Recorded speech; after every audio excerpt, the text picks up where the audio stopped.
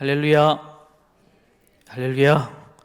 우리 좌업대 인사하겠습니다. 오늘 이렇게 인사하겠습니다. 주님을 위해 사는 성도가 됩시다. 한 번 더 인사하겠습니다. 주님의 영광을 위해 사는 성도가 됩시다. 네, 그렇게 사실 줄 믿습니다.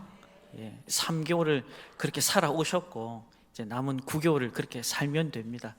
하나님께서 그 귀한 마음을 기쁘게 받으실 뿐만 아니라 한 분 한 분 위에 하나님께서 하늘의 신령한 복과 또 땅의 기름진 복으로 풍성히 저와 여러분의 삶 가운데 채우실 줄로 믿습니다.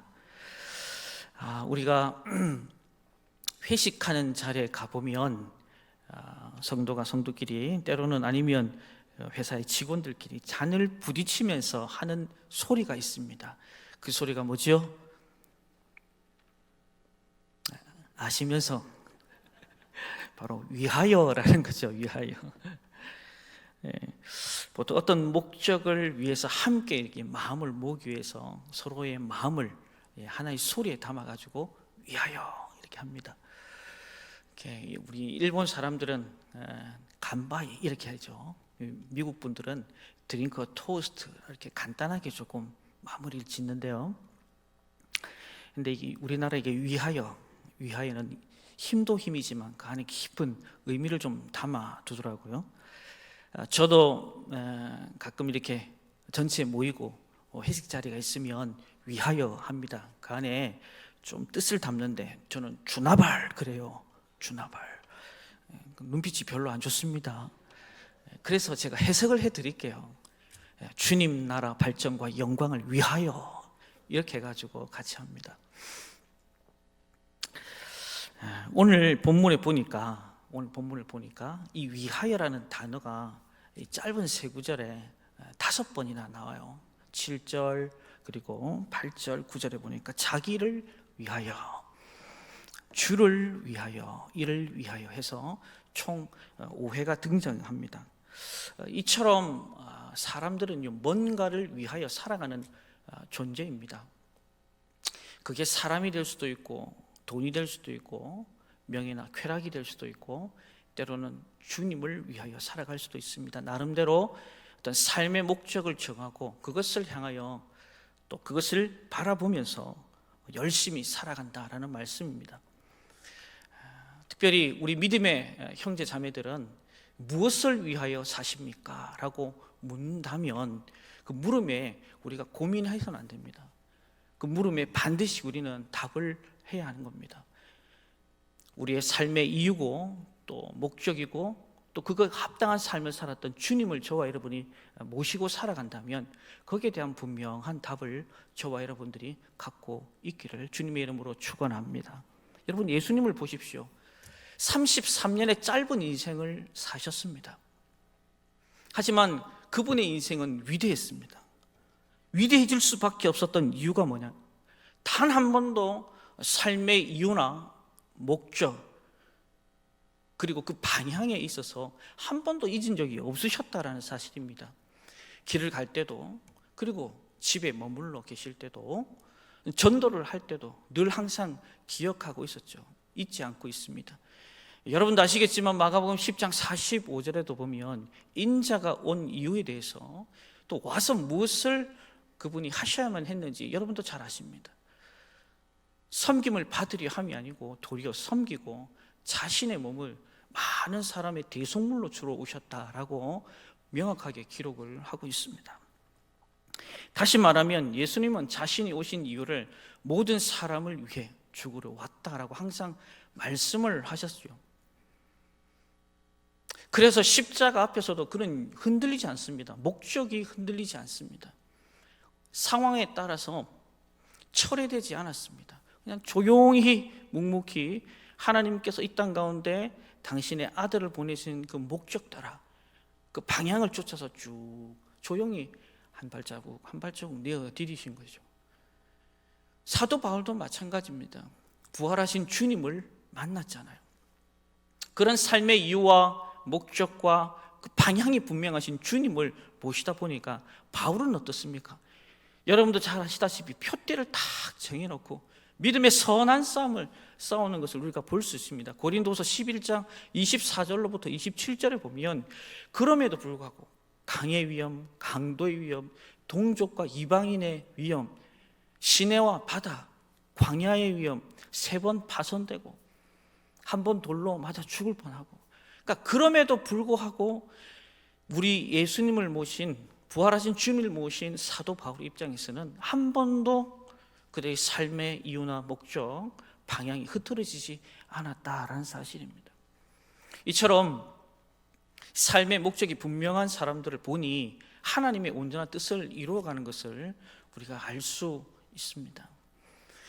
오늘 사도 바울은 본문에서 그러한 삶을 살기 위해서 반드시 결단해야 될 것이 있다라는 걸 보여줍니다. 우리 7절 말씀인데요, 우리 함께 읽도록 하겠습니다. 시작.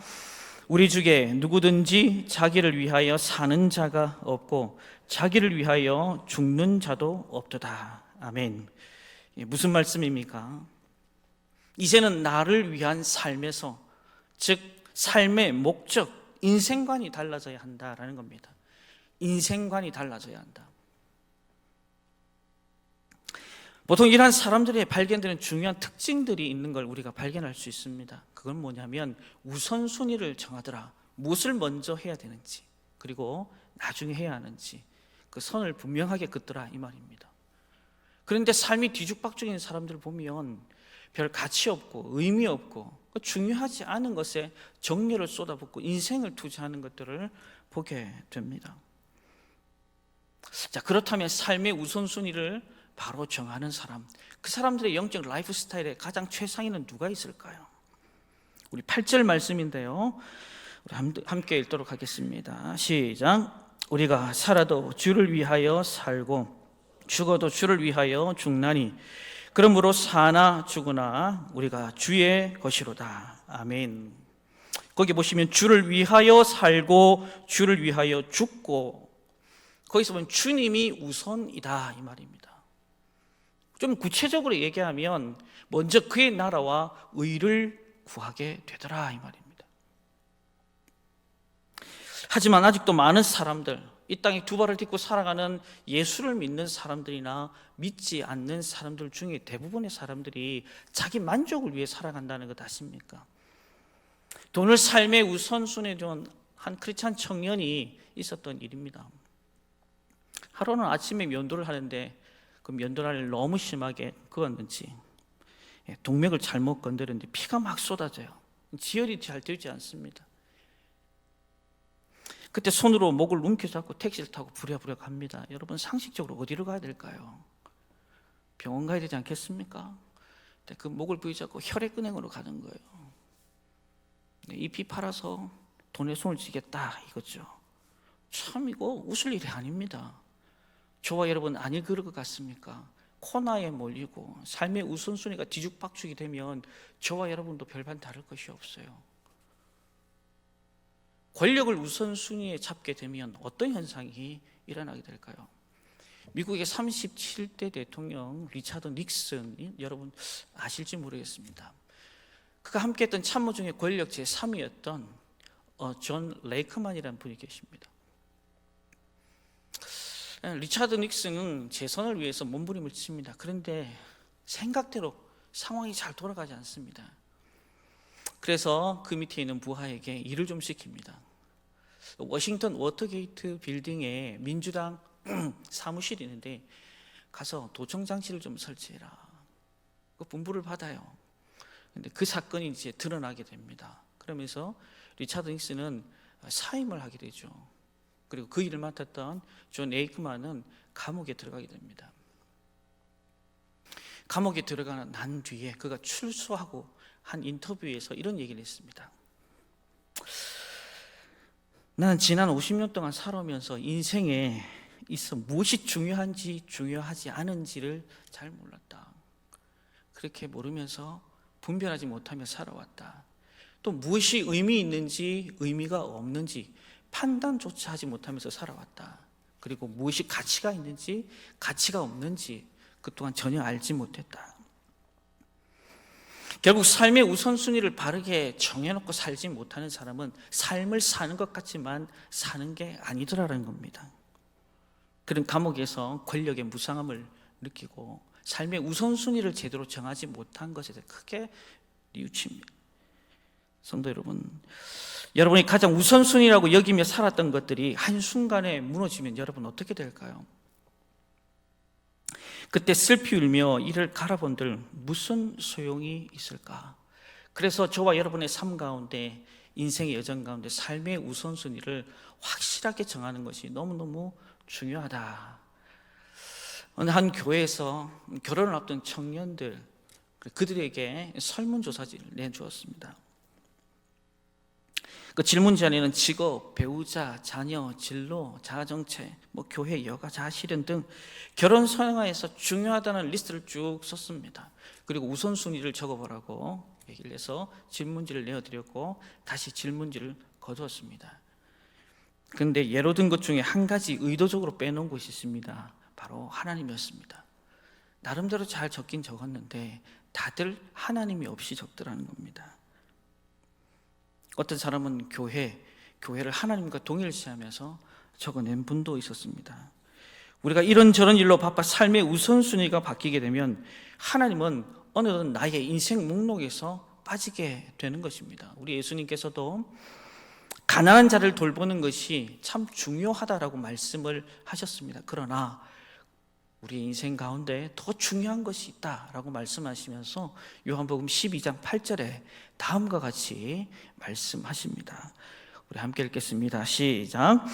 가난한 자들은 항상 너희와 함께 있거니와 나는 항상 함께 있지 아니하니라 하시니라. 아멘. 사랑하는 성도 여러분, 우리의 삶에 있어서 우선순위는 예수님이 되어야 할 줄로 믿습니다. 오직 주님만이 저와 여러분의 삶 가운데 참된 의미 그리고 그 가치를 부여해 주는 것입니다. 그래서 지금부터라도 나를 위해서 해서 주님을 위한 삶으로 우리의 삶의 전환이, 전인격적인 삶의 전환이 일어날 수 있는 저와 여러분 되길 주님의 이름으로 축원합니다. 두 번째로 삶의 목적이 분명하면 달라지는 것이 있습니다. 그게 뭐냐면 인생관도 달라지겠지만 생사관이 달라집니다. 죽고 사는 것, 살고 죽는 것, 이게 달라지게 돼 있습니다. 셰익스피어의 유명한 햄릿의 소설에 보면 유명한 말이 있죠. 사느냐 죽느냐, 죽느냐 사느냐, 이것이 문제로다라고 얘기를 합니다. 근데 세상적으로 표현하면 그렇지만 믿음의 형제자매들, 저와 여러분들에게서는 좀 더 고차원적인 영역들을 볼 필요가 있습니다. 죽느냐 사느냐 앞에 어떻게 살고 어떻게 죽느냐, 그리고 그 앞에 또 수식어가 있다 그러면 주님을 위해서 어떻게 살고 어떻게 죽느냐. 한번 따라 합시다. 어떻게 살고 어떻게 죽느냐. 자, 우리 8절 말씀입니다. 우리 한 번 더 읽도록 하겠습니다. 시작. 우리가 살아도 주를 위하여 살고 죽어도 주를 위하여 죽나니 그러므로 사나 죽으나 우리가 주의 것이로다. 아멘. 무슨 말씀입니까? 살고 죽는 것이 누구의 손에 있다? 내 손이 아니라 주님의 손에 달려있다라는 사실입니다. 그런데 오늘 본문에 보시면 이 산다라는 개념을 여러분 어떻게 이해하고 받아들이십니까? 그러니까 내가 부모에게서 이 땅 가운데 태어났고 빛을 보았으니까 그냥 세상에 던져진 존재니까 살다가 죽으면 그만이다, 그렇게 생각을 하십니까? 예수 믿는 사람이라면 큰 잘못된 생각이다라는 겁니다. 그렇게 살아가는 삶은 살아는 있어 보이지만 그게 산 인생일까요? 성도 여러분, 우리가 사는 것과 죽는 것이 참된 의미가 되려면 무엇보다도 주를 위한 삶이 되어야 합니다. 주를 위한 죽음이 되어야 하는 것입니다. 한마디로 주님과 이 분리되어 있는 것은, 이 삶과 죽음은 아무런 가치가 없다라는 겁니다. 주님과 분리된 삶과 죽음은 가치가 없다라는 거죠. 그래서 주님 안에서 어떻게 살고 또 어떻게 죽느냐, 즉 생사관이 확실한 사람, 생사관이 확실한 사람은 삶의 목적과 방향은 어떻게 될까요? 더 위대하고 더 아름답게 변화되고 열매를 맺게 된다라는 사실입니다. 여러분 잘 아시는 문중경 전도사, 1891년 2월 2일 전라남도 신암 암태면 수고리에서 태어납니다. 그가 장성하고 한 남자를 만나요. 결혼을 합니다. 근데 그 결혼이 너무너무 불행이었어. 20년 동안 그렇게 힘들게 고통스럽게 삽니다. 목포를 떠납니다. 그리고 전도를 받아서 주님의 사람이 됩니다. 얼마나 마음이 뜨거웠겠어요. 성경학원에서 열심히 배웁니다. 친정집에서도 여전히 가혹한 협박을 당합니다. 신안군 임자리에서 제일 먼저 교책하고, 그리고 성경학교는 여전히 다니면서 교회와 기도처를 세웁니다. 이 세움을 통해서 부흥이 그 지역에 일어나기 시작하죠. 근데 그 부흥의 밑바닥에는 뭐가 있었냐? 바로 1년에 9컬레 고무실이 달아질 정도로 순회하고 돌아봤다는 거예요. 겨울 같은 경우에는 이제 방화나가 없으니까 떨어진 고무신 신고 그 목회 현장을 찾습니다. 사회적인 약자, 힘들고 어려운 사람들, 병자들 찾고 싸매고 돌보는 이 귀한 사역들을 감당하게 됩니다.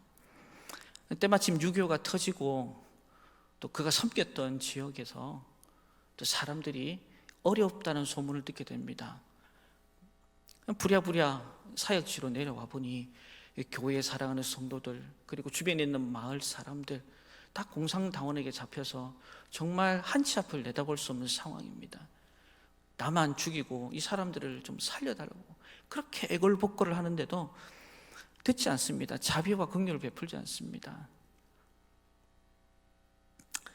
결국은 슬픈 마음이 있는 사람, 예수 이름 믿으면 그 찬양을 하면서 신안군 증도면 백사장에서 순교를 하게 됩니다. 당시 이제 문중경 전도사님의 사역들을 통해서, 목회를 통해서 많은 영적 한국의 지도자들이 세워지게 되는데, 거기에 이성복 목사님, 김중곤 목사님 외에도 한 8분 정도가 세워지게 됩니다. 이렇게 영적 지도자가 세워지게 된 배경에는요, 문중경 전도사님의 삶의, 영적인 삶의 라이프 스타일이 그냥 죽고 사는, 살고 죽는 것이 아니라 어떻게 살고 어떻게 죽어야 하는가, 주님 안에서 어떻게 살고 어떻게 죽어야 하는지 명백한 결과물들이다라고 볼 수가 있겠습니다. 우리 성경에도 수많은 우리의 선교 역사 가운데도 그렇게 어떻게 살고 어떻게 죽어야 하는가, 누구 안에서? 주 안에서. 스데반이 그렇게 해요. 어떻게 살고 어떻게 죽어야 하는지, 사도 바울이 어떻게 살고 어떻게 죽어야 하는지, 토마스 선교사가 어떻게 살고 어떻게 죽어야 하는지, 루비 캔드릭 선교사가 어떻게 살고 어떻게 죽어야 하는지, 손양원 목사님, 주기철 목사님이 어떻게 살고 어떻게 죽어야 하는지, 유계준 장로, 노형래 집사, 그분들이 어떻게 살고 어떻게 죽어야 하는지를 명확하게 우리 삶 가운데 잘 보여주고 있다는 사실입니다. 반면에 가룟 유다, 본디오 빌라도, 이들처럼 죽음과 삶 앞에서 불안해하고 두려워하고 비굴하게 굴면 정말 그들의 인생은요, 보잘것없고 가치 없는 삶으로 그 마지막을 장식해 버린다라는 사실입니다. 성도 여러분, 먹고 사는 문제로 저와 여러분의 삶이 정말 초라하지 않기를 바랍니다. 자신의 인격을 파는 어리석은 행동하지 마시기를 바랍니다.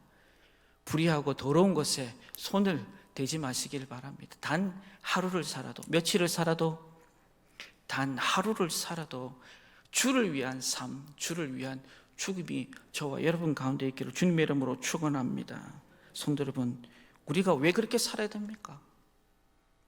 왜 그렇게 수많은 믿음의 선배들이 선교의 사역과 전도의 사역과 이 모든 복음만의 사역들이 이루어졌을까요? 바로 사나 죽으나 우리가 주의 것이기 때문입니다. 한번 따라합시다. 사나 죽으나 우리가 주님의 것입니다. 그거 가지고 그렇게 달려왔다 이 말입니다. 130년 전에 이 땅의 선교사님들이 그렇게 이 대한민국 위에, 조선 땅 위에 선교의 피를 마음껏 쏟아 내었기에 오늘 저와 여러분들이 있는 거예요.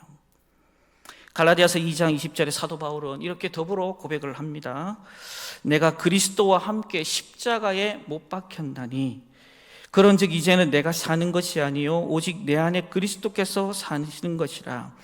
이제 내가 육체 가운데 사는 것은 나를 사랑하사 나를 위하여 자기 자신을 버리신 하나님의 아들을 믿는 믿음 안에서 사시는 것이라.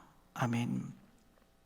여러분, 여기에 보시면 주님께 우리의 삶의 목적, 방향을요 드릴 수밖에 없는 이유가 딱 들어 있습니다.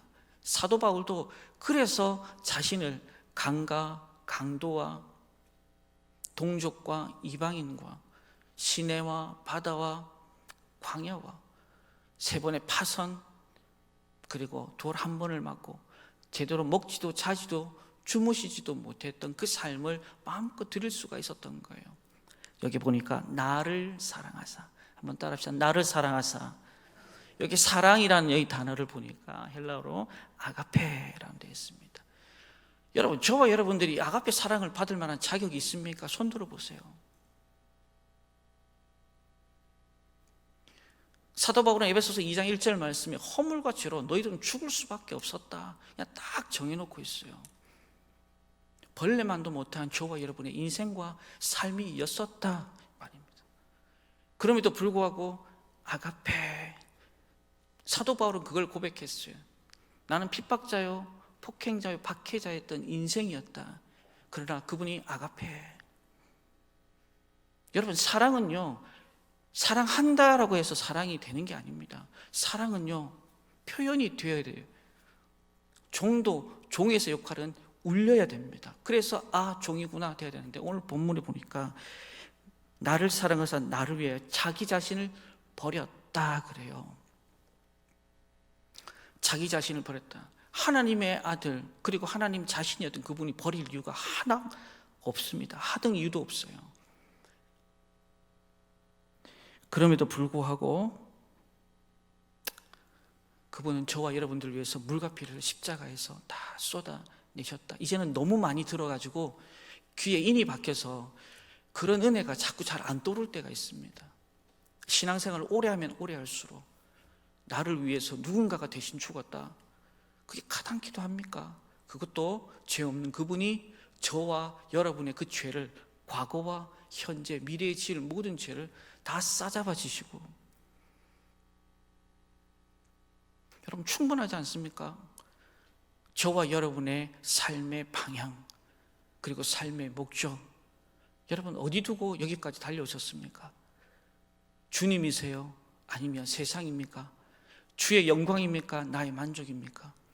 우리는 사순절 기간을 맞이해서 다시 한 번 더 사도 바울의 이 신앙 고백, 살아도 주를 위해 죽어도 주를 위해, 믿음의 선배들이 그렇게 붙들었던 그 주님의 아가페 사랑, 저와 여러분이 붙들어야 할 그 단어인 줄로 믿습니다. 하나님께 우리의 삶의 목적과 그리고 그 방향을 우리가 찬양으로 매일매일 좀 불러드리면서 이 사순절 기간을 하나님 앞에 조금 더 나아갔으면 좋겠습니다. 이제 내가 살아도 주 위에 살고 이제 내가 죽어도 주 위에 죽네. 그러므로 나는 사나 죽으나 주님의 것이요 사나 죽으나 날 위해 피 흘리신 주님의 것이요. 우리 함께 한번 찬양하겠습니다. 이제 내가 살아도 주 위에 살고 이제 내가 죽어도 주 위에 우리 다시 한 번 더. 이제 내가 살아도 이제 내가 살아도 주 위에 살고 이제 내가 죽어도 주 위에 죽네. 이러므로 하늘 영광, 하늘 영광 보여주며 날 오라 하네. 할렐루야, 할렐루야, 찬송하며 주께 갑니다. 그러므로 나는 사나 죽으나 주님의 것이요, 사나 죽으나, 사나 죽으나 날 위해 피 흘리신 내 주님의 것이요. 아멘. 우리가 주님의 것입니다. 우리 남은 9개월도 내 삶의 목적과 방향, 그리고 그 이유를 주님에게서 찾는다면 우리가 곁길 가지 않을 겁니다.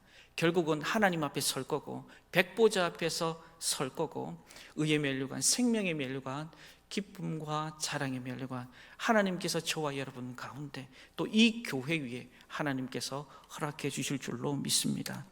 사순절 기간 이 찬양 늘 가슴에 부르고 믿음의 삶을 선택하며 살아가기를 주님의 이름으로 축원합니다.